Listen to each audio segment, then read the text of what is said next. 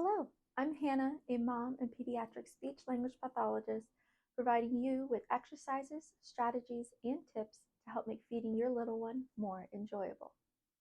Today, we are talking about what a pediatric feeding disorder is, what are some signs of a pediatric feeding disorder, and what you can do to help. Let's get into it.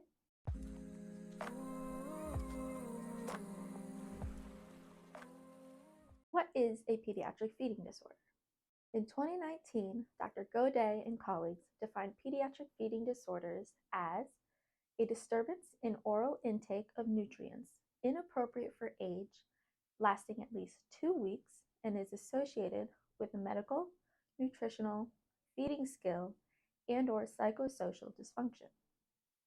In other words, a pediatric feeding disorder is difficulties taking in enough food and liquids to meet nutritional needs that last more than 2 weeks and is a result of medical issues, significant nutritional deficiencies, impairment in the skills needed for feeding, and/or psychosocial issues relating to feeding.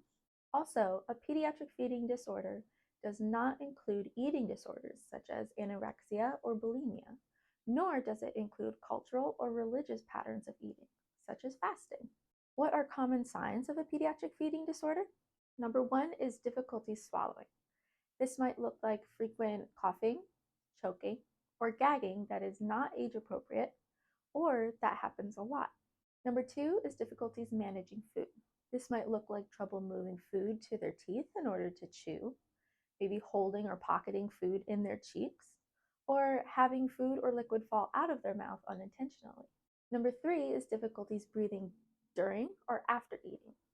While they are eating, this might appear as being winded or out of breath and always having or getting a stuffy nose when they eat.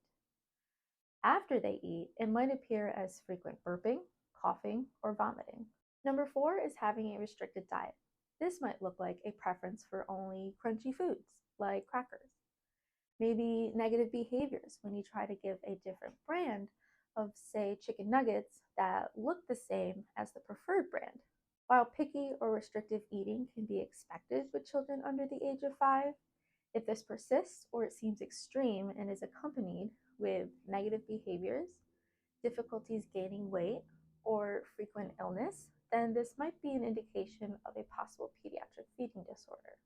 Number 5 is mealtimes are not enjoyable for both the caregiver and the child. This might look like disruptive behaviors such as pushing foods away, elopement, aggression towards the caregiver, or even refusal to self-feed. You, the caregiver, might be feeling stressed because maybe your child is only eating a small amount of whatever you give them, or they only eat the same foods day in and day out. While these signs are not an exhaustive list, if your child is showing any of them, or you have any concerns about your child's mealtime or feeding abilities, talk with your child's pediatrician or reach out to your local occupational therapist or speech-language pathologist for a consultation or evaluation. Treating feeding issues early will help to prevent more difficulties down the road.